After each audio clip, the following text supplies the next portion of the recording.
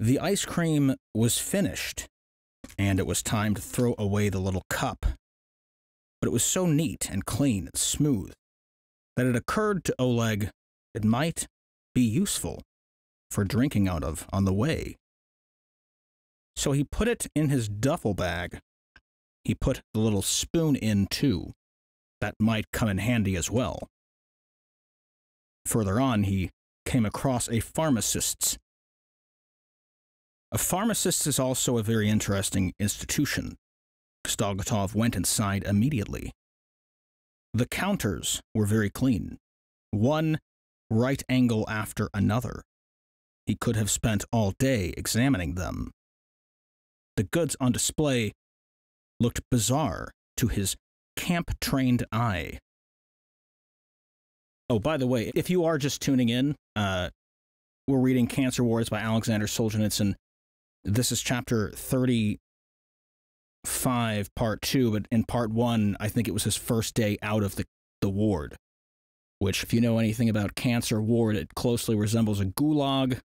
That was the objective, I believe, in the making of the book. But anyway, we're continuing. The counters were very clean, one right angle after another. He could have spent all day examining them. The goods on display looked bizarre to his camp-trained eye. He had never come across such things during the decades he had spent in the other world, while the objects he had seen as a free man he now found difficult to name. He could hardly remember what they were in. Overawed like a savage, he gazed at the nickel-plated glass and plastic shapes. There were herbs, too, in little packets with explanations of their properties. Oleg was a great believer in herbs, but where was the herb he wanted? I keep wanting to say herb because of RuneScape that I played for 10 years. You know, they got herb lore. You could have, like, unids and unidentified herbs, 5k per, especially if it's a Renar herb. But anyway, I believe the correct pronunciation is herb, so we're going to go with that. Oleg was a great believer in herbs, but where was the herb he wanted? Next, there was a long display of pills. There were so many new names on them, names he had never heard before. All in all, the pharmacist's shop was opening up a complete new universe of observation and reflection. But all he did was walk from counter to counter, then ask for a thermometer, some soda, and some manganate, as the Cadmans had asked him to. There was no thermometer and no soda, but they sent him to the cashier to pay 3 kopecks for the manganate. Afterward, Kostoglotov joined the line at the dispensary and stood there about 20 minutes. But yeah, another recap, and this will be my last interjection with recaps, but he is essentially on this long... He's taken this trolley into the city. He's got like 3 girls' phone numbers that were nurses that had offered him a place to stay.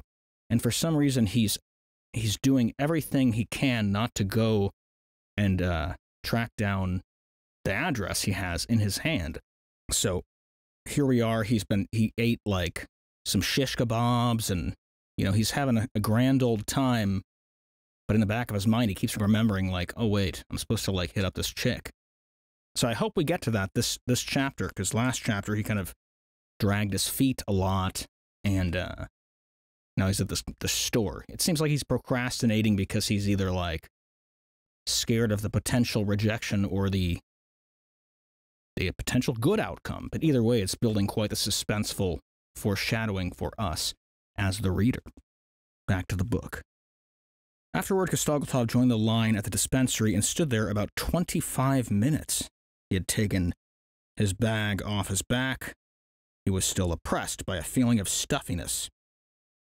He was undecided. Should he take the medicine? He pushed one of the 3 identical prescriptions Vega had given him the previous day through a little window. He hoped they would not have the medicine, in which case there would be no problem. But they did. They counted up on the other side of the window and wrote him out a bill for 58 rubles and a few kopecks. Oleg was so relieved he actually laughed as he left the window. The fact that every stage in his life was pursued by the figure 58 did not surprise him one jot. There's an asterisk next to 58, and I have a feeling I know exactly what it's going to say. Okay, so Oleg had originally been sentenced under Article 58, yes, of the Soviet Penal Code. That penal code is anti-Soviet propaganda, enemy of the state type stuff. You can look it up if you want to, but it's like collusion as a group. It's the common code that they made up to basically put everyone in prison for a tenner. Oleg was so relieved he actually laughed as he left the window. The fact that every stage in his life he was pursued by the figure 58 did not surprise him one jot. But the idea of paying 175 rubles for 3 prescriptions, that really was too much. He could feed himself for a month on money like that. He felt like tearing up the prescriptions and throwing them into the spittoon there and then, but it occurred to him that Vega might ask him about them, so he put them away. Vega is one of the girls he's going to go see. So that's good, that's promising. That means he is actually planning indeed on going. Ooh. He was sorry to leave the pharmacist's shop with its mirrored surfaces, but the day was already far advanced in calling him. It was his day of joy. By the way, this chapter is called The First Day of Creation, sorry. There was even more joys in store for him today. He trudged on unhurriedly, moving from one shop window to the next, clinging like a burr to everything he saw. He knew he would meet something unexpected at every step. Sure enough, there was a post office, and in the window, an advertisement. Use our phototelegraph. Fantastic. It was something people had written about 10 years ago in science fiction stories, and here it was, being offered to passers-by in the street. Oleg went in. There was a list hanging up about 30 towns where phototelegrams could be sent. Oleg started to work out where he could send one. To, and to whom. But among all those big towns scattered over 1/6 of the world's land surface, he could not think of a single person who would be glad to see his handwriting. He wanted to find out more. So he walked up to the window and asked them to show him a form and tell him what length the letters had to be. It's broken, the woman answered. It doesn't work. Aha! It doesn't work? Well, to hell with them. That's more like what we're used to. That's reassuring somehow. He walked on a bit further and read some billboard posters. There was a circus advertised and a few cinemas. There were matinees in all of them, but he couldn't waste the day. He had been given to observe the universe on something like that. Of course, if he had plenty of time to spend in town, then it would do him no harm to go to the circus. After all, he was like a child. He had only just been born. It was getting near the time when it would be all right to go and see Vega. Okay, so I guess he was just kind of like trying to play hard to get and coy and like, I don't want to just like show up at her doorstep at 9 in the morning type of thing. So here we go. He's going to see Vega. It was getting near the time when it would be all right to go and see Vega. If he was going at all. Oh, of course. Well, why on earth shouldn't he go? She was his friend. Her invitation had been sincere. She even felt embarrassed about giving it. She was the only soul close to him in the town, so why shouldn't he go? To go and see her was secretly the one thing in the world he most wanted to do. He wanted to go to her before he went on to inspect the universe of the town. But something held him back and kept producing counter-arguments. Wasn't it a bit early? She might not be back yet, or she might not have had time to tidy the place up. All right, a bit later. At every street corner, he stopped and pondered. How could he avoid taking the wrong turning? Which was the best way to go? He did not ask anyone, but chose his streets by whim. And so he ran across a wine shop, not a modern store with bottles, but an old-fashioned vintner's with barrels. It was half dark, half damp, with a particular sourish atmosphere. They were pouring the wine out of the barrels straight into the glasses, and a glass of the cheap stuff cost 2 rubles after the shashlik, which this was cheap indeed. The shashlik was some kind of like beef stick that he, in the last part of this chapter, convinced like one of 5 truck drivers or something to give him or to let him buy because they were buying him all up. And he's like, I really want to try this. After the shashlik, this was cheap indeed. Kostoglotov pulled one more 10-ruble note out of the depths of his pocket and handed it over to be changed. The taste turned out to be nothing special, but his head was so weak, the wine made it turn, even as he was finishing the glass. He left the shop and walked on. Life seemed even better, even though it had been good to him ever since morning. It was so easy and pleasant that he felt nothing could possibly upset him, for he had already experienced and left behind all the bad things of life, as many as there are, and he was left with the better part. There were still more joys in store for him today. For instance, he might run across another wine shop and be able to drink another glass. But he did not see one. Instead, there was a dense crowd occupying the whole sidewalk, making passers-by step into the road to go round. Oleg decided it must be a street incident, but no. They were all standing facing a broad flight of steps and some big doors, just waiting. Kostoglotov craned his neck and read, Central Department Store. He understood now. They must be giving out something important. But what exactly was it? He asked one man, then a woman, then another woman, but they were all very vague. No one would give him a straight answer. The only thing Oleg found out was that it was due to open very soon. Oh well, if that's the way it is. Oleg pushed his way into the crowd. This dude is procrastinating. A few minutes later, 2 men opened the wide doors.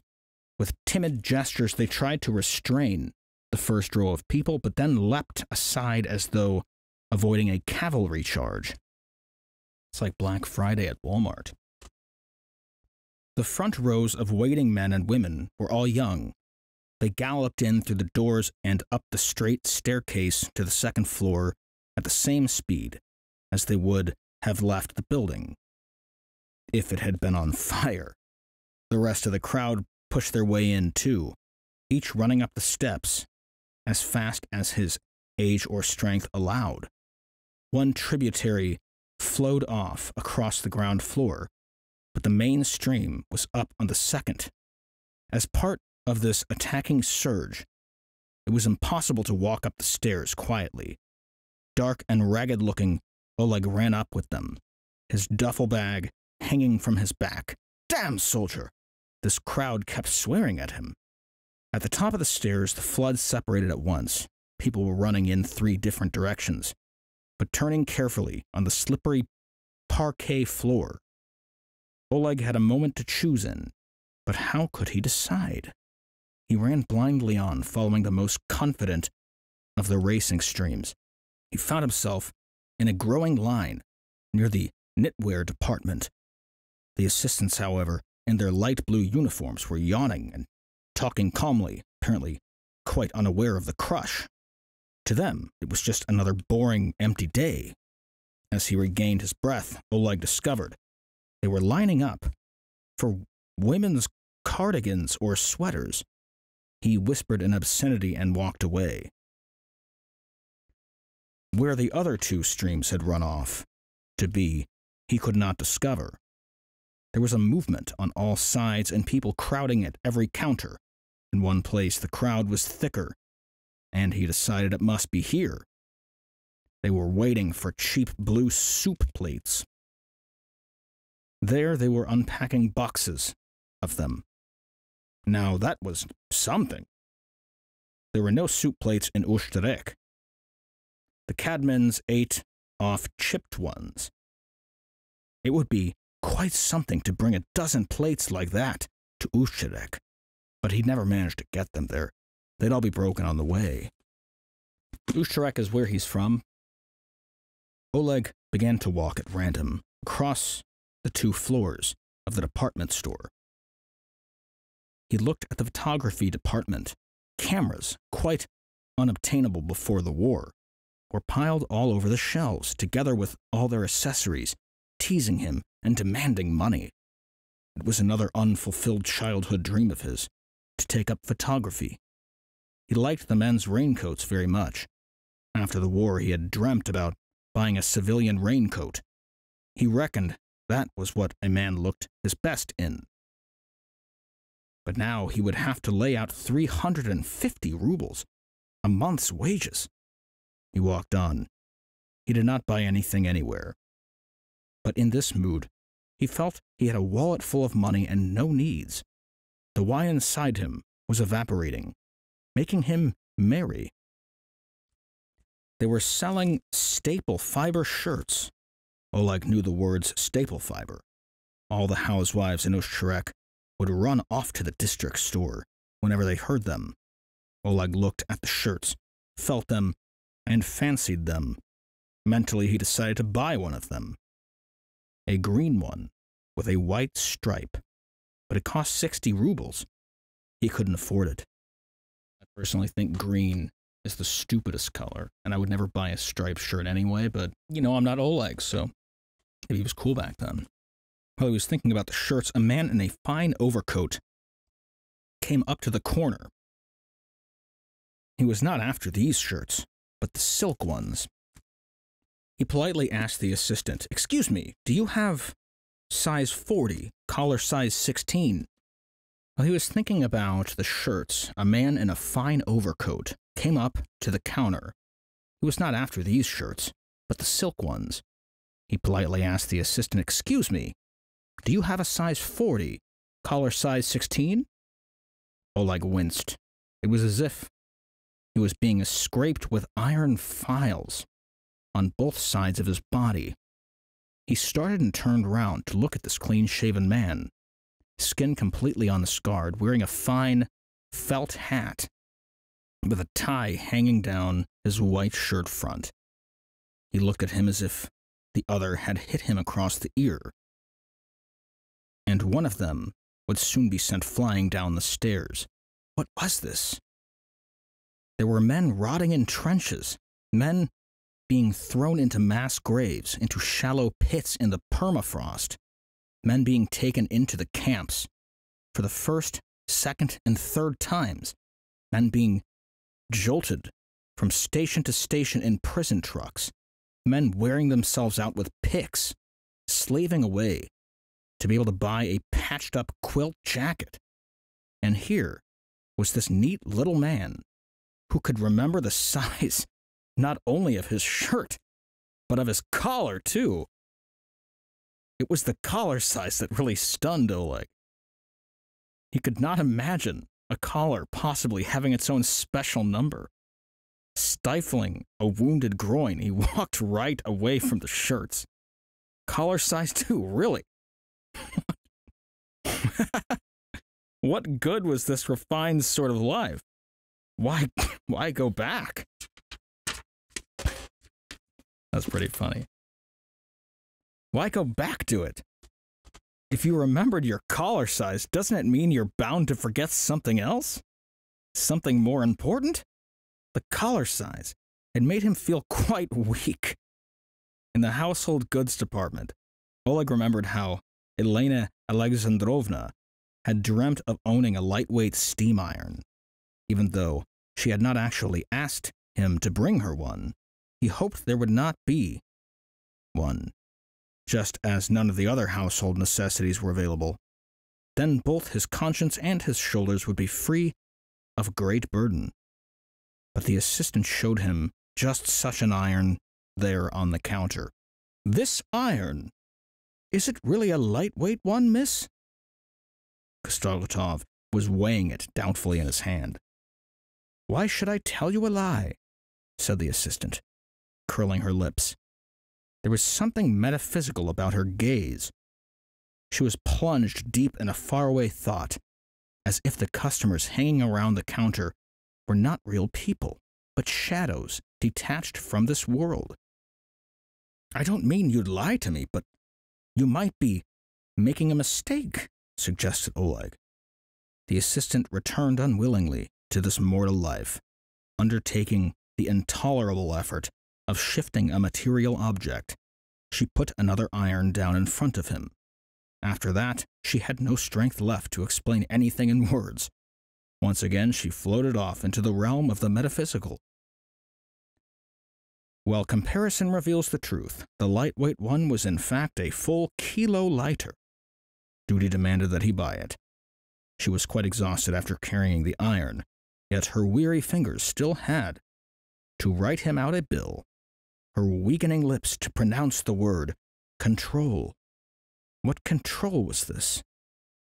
Who were they going to check? Oleg had completely forgotten. Goodness, it was difficult getting back into this world. But wasn't it she who was supposed to carry this lightweight iron? All the way to the control point, her feet barely touching the floor? Oleg felt quite guilty at having distracted the assistant from her drowsy meditations. He tucked the iron away in his duffel bag, and immediately his shoulders felt the weight. Already he was beginning to feel hot and stuffy in his thick overcoat. He must get out of the store as soon as possible. But then he saw himself in a huge mirror reaching from floor to ceiling. He knew it wasn't right for a man to stand gazing at himself. But the fact was, there wasn't a mirror like that in the whole of Ushtrek. He hadn't seen himself in a mirror that large for 10 years. So not caring what people thought, he just stood there, gazing at himself. First from a distance, then a little closer, then closer still. There was no trace of the military man he considered himself to be. His greatcoat and boots only vaguely resembled a greatcoat and boots. His shoulders had dropped long ago, and his body was incapable of holding itself straight.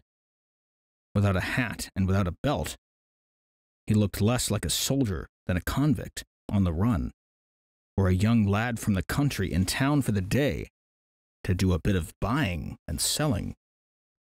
But for that, you needed a bit of bravado, and Kostoglotov looked exhausted, devastated, fearfully neglected. It was a pity he had caught sight of himself. Until then, he had been able to imagine himself a bold, soldierly figure who could look condescendingly down on the passers-by and ogle a woman as an equal. This terrible duffel bag on his back had stopped looking soldierly long ago. It now looked like a beggar's bundle. In fact, he could have sat there in the street and held out his hand, and people would have thrown kopecks to him. But he had to be going. Only how could he go to her looking like this? He walked on a bit further and found himself in the haberdashery, or gifts department. They were selling women's costume jewelry. The women were twittering, trying things on, going through the things and rejecting them, when this half-soldier, half-beggar, with the scar low down on his cheek, stopped among them and stood dully on the spot, gazing around. The assistant smiled. What did this chap want to buy for his country sweetheart? She kept an eye on him, too, in case he pinched anything. But he did not ask to be shown anything or pick anything up. He just stood there, looking dully around. The whole apartment was glittering with glass, precious stones, metals, and plastic. He stood before it, his head lowered like an ox before a road barrier smeared with phosphorus. Kostoglotov's head could not break through this barrier. Then he understood. He understood how wonderful it is to buy something pretty for a woman, to pin it on her breast or hang it round her neck, so long as he had not known or remembered. He had been innocent, but he was conscious now, very acutely. From this moment on, he could not go to Vega without taking her a present. You know, I disagree with that. I think actually you don't buy a woman gifts unless she's your girlfriend. But you know what? Maybe things were different in this situation. I'm not going to fault Oleg for, you know, bringing a housewarming gift to someone who's going to put him up for a night. Who knows? He couldn't give her anything. He just didn't dare. He couldn't give her anything at all. There was no point in even looking at the expensive gifts. And as for the cheap stuff, what did he know about it? Those brooches, for instance. No, not brooches. Those decorated pendants with pins, especially the hexagonal ones with the sparkling glass crystals. Wasn't that a good one? But perhaps it was trashy and vulgar? Perhaps a woman of taste would be ashamed even to take such a thing in her hand. Perhaps they had given up wearing that type of thing long ago. It might be out of fashion? How was he to know what they were not wearing? How could he possibly manage it? Arrive to spend the night and then offer her a brooch, tongue-tied and blushing? Waves of confusion were battering him like a succession of balls in a bowling alley. The dense complexity of this world was too much for him. A world where one had to know women's fashion to be able to choose women's jewelry, look respectable in front of a mirror, and remember one's collar size. Yet Vega actually lived in this world. She knew everything about it and felt at home in it. He felt embarrassed and depressed. If he was going to see her, the time to go was now. Now. But he couldn't. He had lost the impulse. He was afraid. They were separated by this department store, and so Oleg staggered out of the cursed temple into which, obedient to the idols of the marketplace, he had run so recently and with such coarse greed. He was weighed down by depression, as exhausted as if he had spent thousands of rubles, as if he had tried something on in every single department, had it all wrapped up for him, and was now carrying on his bent back a mountain of boxes and parcels. But he only had the iron. He was so tired, it was as if he had spent hours buying one vain object after another. And what had become of the pure, rosy morning, promising him a completely new, beautiful life? Those feathery clouds which took centuries to design, and the diving vessel of the moon. Where was it he had traded in his untouched soul of this morning? In the department store? No, earlier on. He had drunk it away with that wine, or even earlier, he had eaten it away with the shashlik. What he should have done was take one look at the flowering apricot and rush straight off to see Vega. Oleg began to feel nauseous, not only from gaping at the shop windows and signs, but also from jostling his way along the streets among that ever-thickening swarm of worried or cheerful people. He wanted to lie down somewhere, in the shade by a stream, just lie there and purify himself. The only place in town he could go to was the zoo, the place Deomka had asked him to visit. Oleg felt that the animal world was more understandable anyway, more on his own level. He was feeling weighed down too because he was appallingly hot in the heavy greatcoat. He didn't feel much like dragging it along with him separately, though. He started to ask people the way to the zoo, and was led there by a succession of well-laid-out streets, broad and quiet, with some paving slabs and spreading trees. No stores, no photographs, no theaters, no wine shops, nothing like that here. Even the trolley cars were rumbling somewhere far away, warming him through even under the trees. Little girls were jumping about, playing hopscotch on the sidewalks. Householders were planting their front gardens or putting in sticks for climbing plants. Near the zoo gates, it was a veritable children's kingdom. It was a school holiday, and what a day. The first thing Oleg saw as he walked into the zoo was the spiral-horned goat. There was a towering rock in its enclosure with a sharp slope and then a precipice. Right there, its front legs on the edge of the precipice, the proud goat stood motionless on its strong, slender legs, with its fantastic horns, long and curved, as though wound spiral after spiral out of a ribbon of bone. It wasn't a beard it had, but a luxuriant mane hanging low on each side of its knees, like a mermaid's hair. Yet the goat had such dignity that the hair did not make it look either effeminate or comic.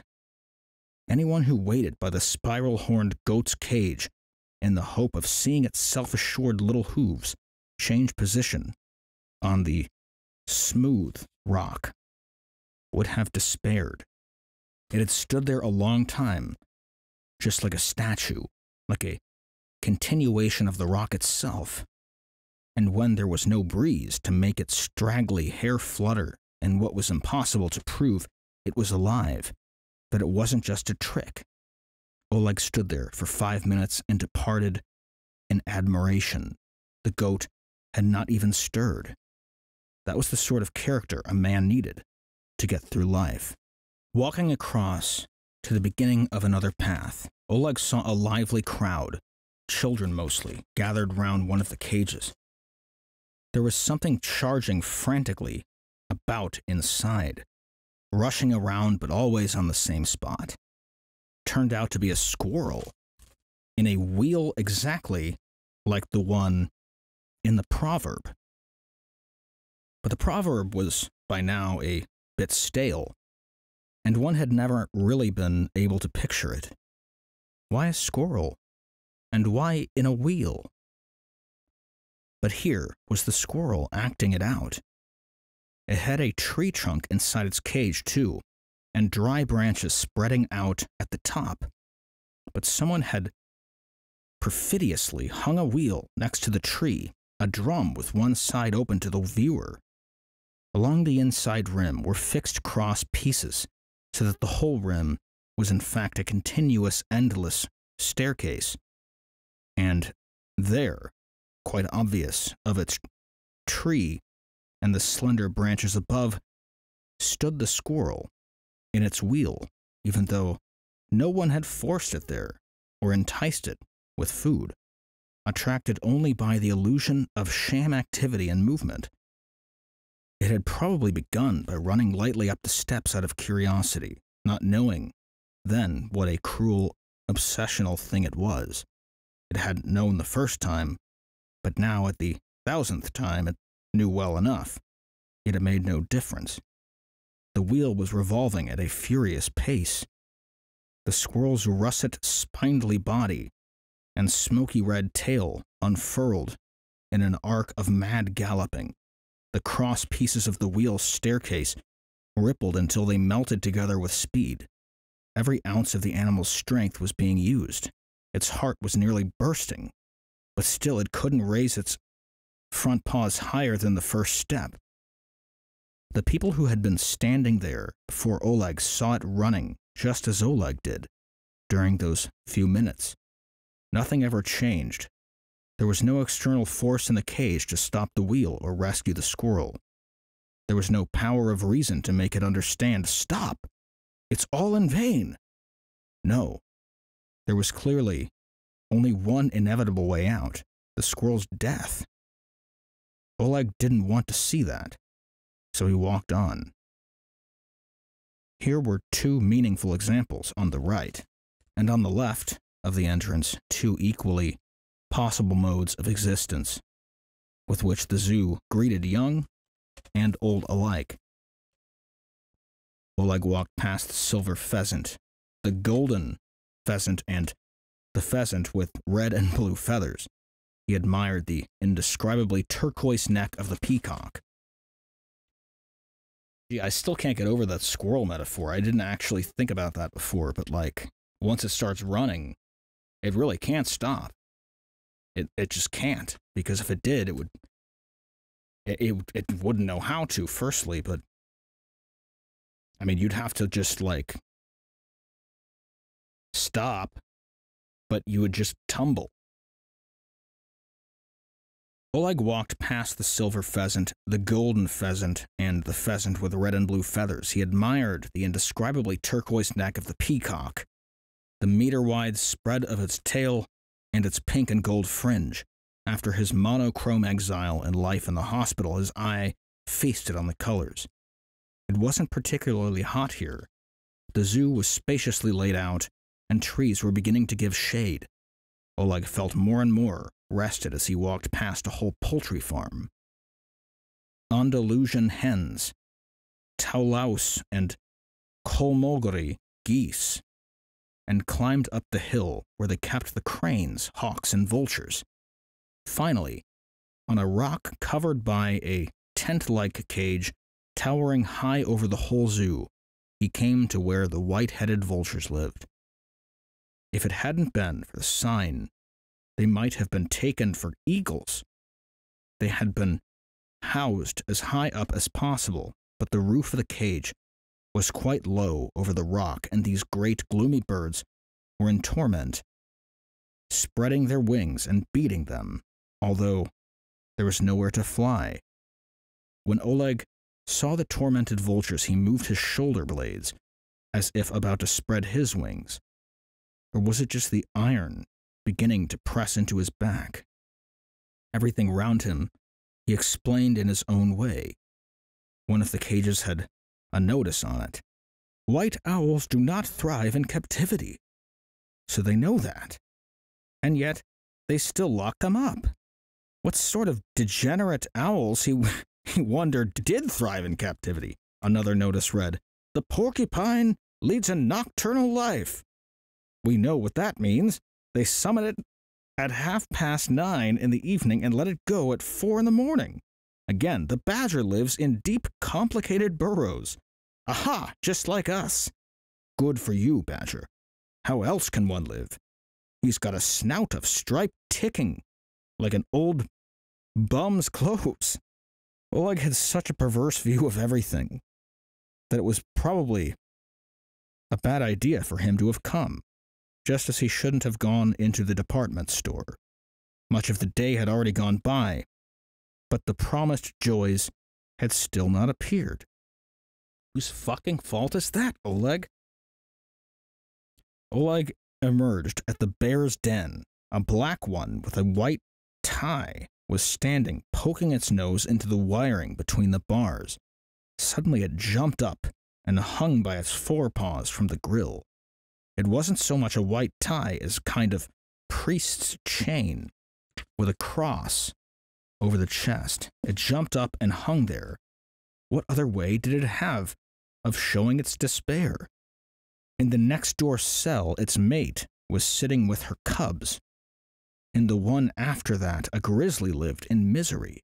It kept stamping the ground restlessly, longing to walk up and down its cell, but there was only room for it to turn round and round, because the length from wall to wall was no more than 3 times its own. So according to a bear's measuring scale, it was a punishment cell. The children were amused by the spectacle, saying to each other, "Hey, let's throw him some stones. He'll think they're candies." Oleg did not notice the children looking at him. For them, he was an animal too, an extra one free of charge. He couldn't see himself. The path led down to the river, where they kept the polar bear. At least they kept a couple there, together. Several irrigation ditches flowed into their pit to form an icy basin into which they jumped every few minutes to refresh themselves, then climbed out again onto the cement terrace, squeezed the water out of their muzzles with their paws, and paced to and fro along the edge of the terrace above the water. What must the summer down here be like for polar bears? It's 40 degrees centigrade. Oh well, the same as it was for us in the Arctic Circle. The most confusing thing about the imprisoned animals was that even supposing Oleg took their side and had the power, he would still not want to break into the cages and liberate them. This was because, deprived of their home surroundings, they had lost the idea of rational freedom. It would only make things harder for them, suddenly, to set them free. This was the odd way Kostoglotov reasoned. His brain was so twisted that he could no longer see things simply and dispassionately. Whatever he experienced from now on, there would always be this shadow, this gray specter, this subterranean rumbling from the past. Past the miserable elephant, the animal most deprived of space, past the sacred Indian zebu and the golden agouti hare, Oleg walked on up the hill, this time toward the monkeys. Children and grown-ups were amusing themselves round the cages, feeding the monkeys. Kostoglotov walked past them without smiling, quite hairless, as if he clipped bare, sitting sadly on their plank beds, wrapped in primitive sorrows and delights. They reminded him of many of his former acquaintances. In fact, he could even recognize individuals who must still be in prison somewhere. One lonely, thoughtful chimpanzee with swollen eyes, hands dangling between his knees, reminded Oleg of Schlubin. It was exactly how he often used to sit. On this bright, hot day, Schlubin would be writhing in his bed between life and death. Kostoglotov didn't think he would find anything interesting in the monkey house.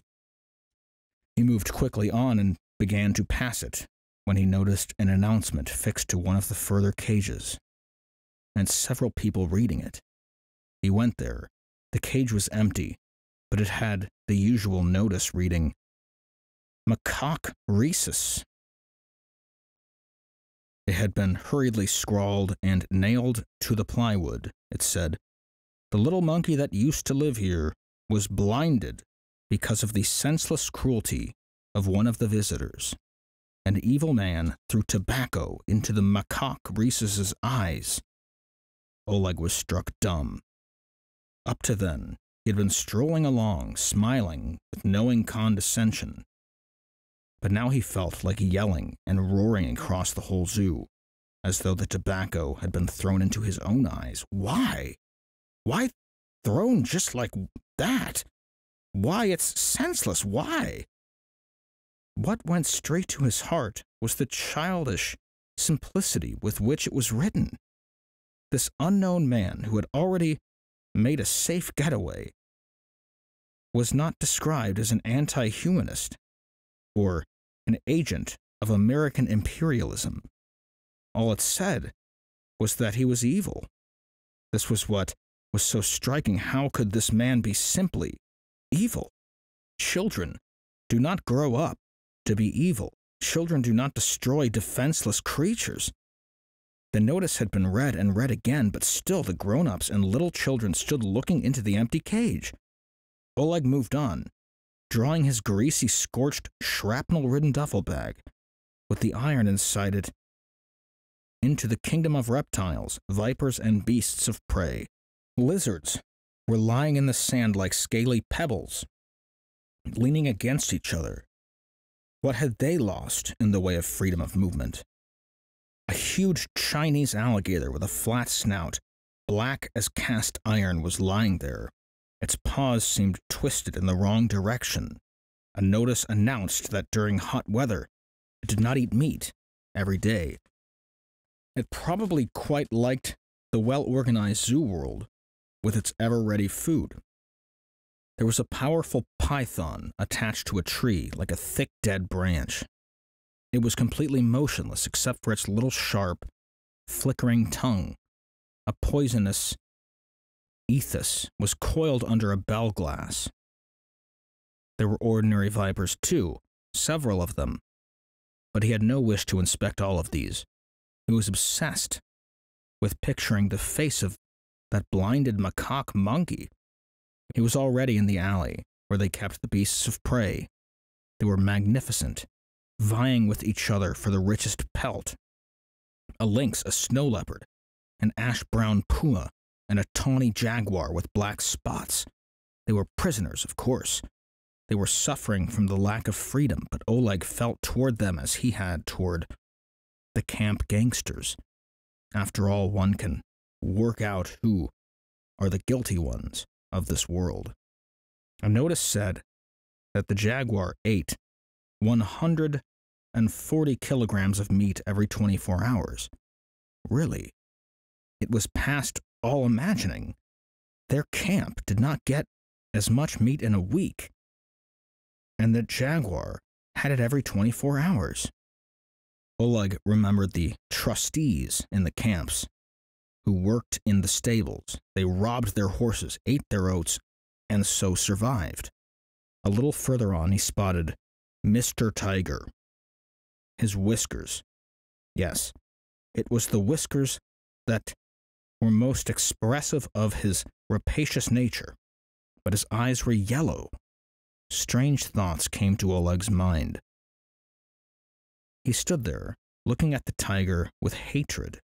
In the camps, Oleg had met an old political prisoner who had once been in exile in Turokansk, asterisk next to Turokansk, the place of Stalin's exile before the revolution. He had told Oleg about those eyes. They were not velvet black, they were yellow. Welded to the ground with hatred, Oleg stood in front of the tiger's cage. Just like that. Just like that. But why? He felt sick. He didn't want to stay in the zoo any longer. He wanted to run away from it. He didn't go to see the lions.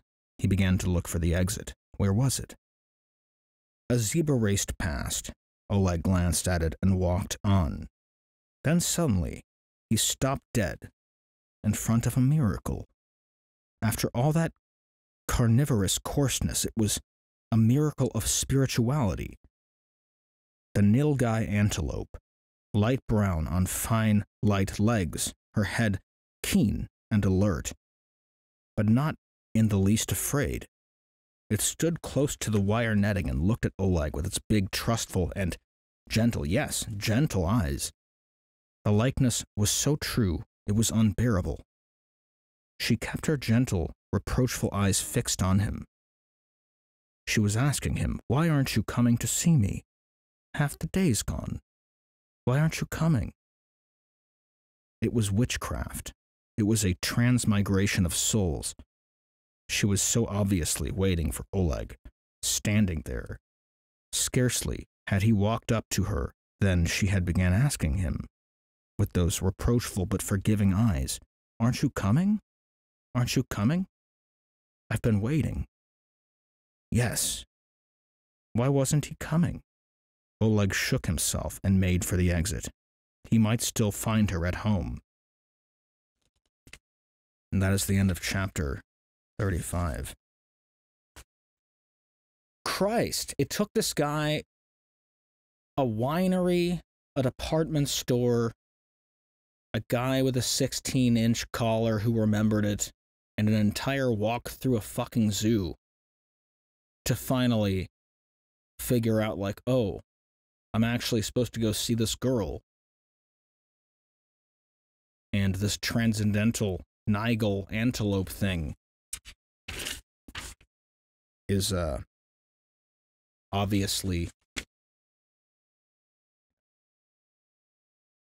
the girl. Not literally, but like, come on, dude. Stop procrastinating and go see this chick. Hopefully we get to see how this ends on, you know, in the next chapter, which I think is the final chapter of this book. It's chapter 36. And wow, I can't believe we made it to the end. I'm both pumped and bummed at the same time to reach the end of this book, but come listen to it with me next time on the Carter Banks Hour. In the meantime, the playlist has chapters 1 through 35, and I'll put that at the end of this video, but like and subscribe and share if you want to.